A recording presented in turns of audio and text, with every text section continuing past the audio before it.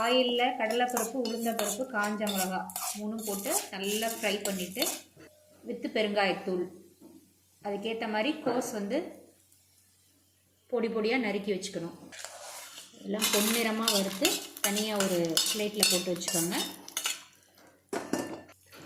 Next அதே வாணலியில் பொடி பொடியாக நறுக்கி வச்ச கோஸ்,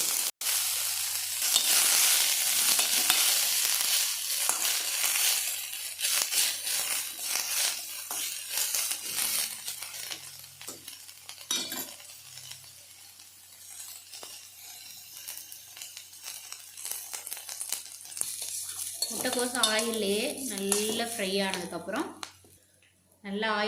ஆனதுக்கப்புறம்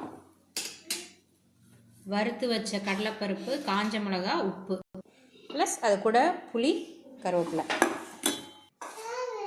ஃபஸ்ட்டு இதெல்லாம் சேர்த்து கொரகொரன்னு தெளிவாக அரைச்சதுக்கப்புறம், இந்த அளவுக்கு கொரகொரன்னு அரைச்சிட்டு அதுக்கப்புறம் இதில் முட்டைக்கோஸ் ஆட் பண்ணி வேணுங்கிற அளவுக்கு தண்ணி விட்டு பேஸ்ட் பண்ணிக்கணும்.